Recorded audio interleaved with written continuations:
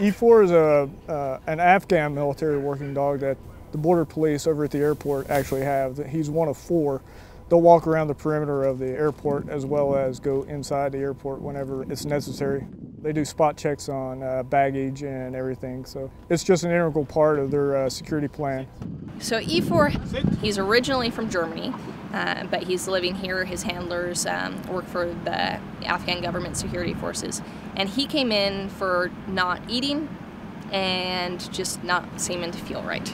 We gave him some fluids, we got him feeling better, but he still wasn't improving like he should have been. He was a dog who was always a chow hound, and here he seems like he feels fine, but he's not eating like he normally is, which not everyone would pick up on, but fortunately his handlers pay good attention to him.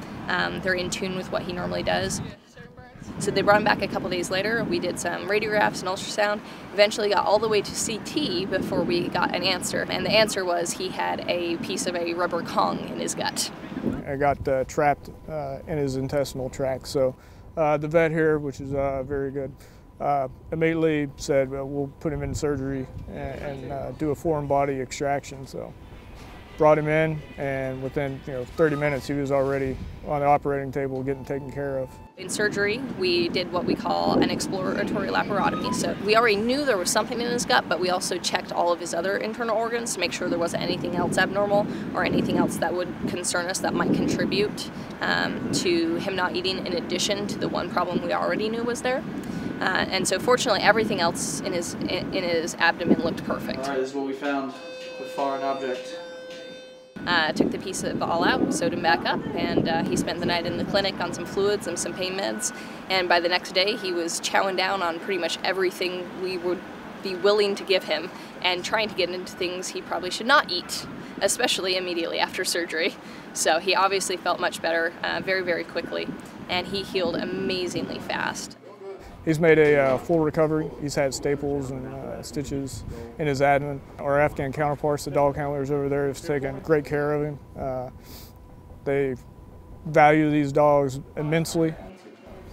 These kind of dogs just kind of get to me, and they become your best friend pretty quick. Within a week after surgery, we were having to remind his handlers that yes, even though he looks like he feels great, and he does feel great, he still can't be allowed to work yet, because he thinks he's healed, but it takes a lot longer than 7 days for the abdominal muscles and everything to get strong enough to hold up to the very, very high energy way these guys work. He's back to his old self. He's got a lot of energy. He's not the laziest of dogs, so it's kind of hard to keep him calm and lazy, if you will, so he wants to work. Efor loves coming over here. This is probably one of the most rewarding parts of my job, that I get to actually spend the dogs, and kind of makes me miss my dogs back home, so this kind of helps me deal with the deployment. He can get up.